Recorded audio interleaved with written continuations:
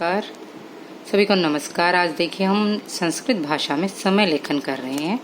समय जो कि एक सामान्य सा प्रश्न आता है, किसी भी छठी से लेकर अष्टमी कक्षा तक आ जाता है कि समय लिखिए।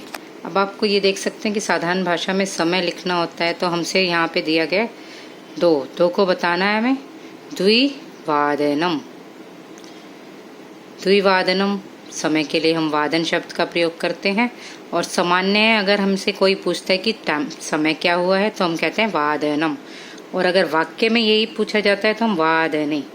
अभी हम उसके बारे में भी आपसे आगे बात करेंगे। यहाँ पे देखिए, यहाँ पर दिया गया है सवा दो, सवा, सपाद, सा।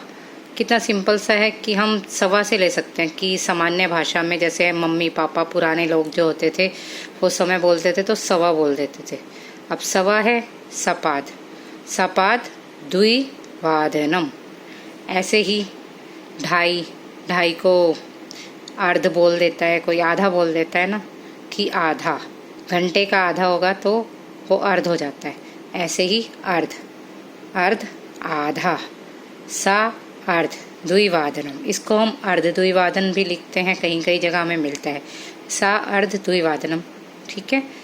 फिर आप देखा होगा पादोन, पौने। पुराने लोग, हम लोग भी बोलते हैं पौने दो हो रहे हैं, पौने तीन हो रहे हैं। तो इस चीज़ का ध्यान रखना होता है कि ये पौने दो है या पौने तीन है। पौने तीन है ना, तो हम लिखेंगे त्रिवादन इसके लिए। सबसे पहले चीज़ याद रखेंगे पौने है, इसलिए पौने से पादोन त्रिवादनम।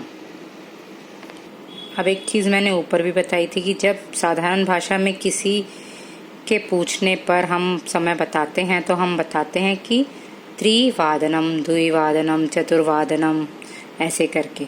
परंतु यदि हम इसको वाक्य पूर्ति अथवा पूर्ण वाक्य में समय बताएंगे तो हम कैसे बताते हैं, इसके लिए जैसे हमने बताया अहम सा अर्ध नववादने।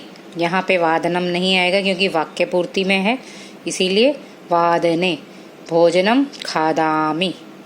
मैं कितने बजे भोजन करती हूँ उसके लिए उस समय में या उस समय पर, तो वादने।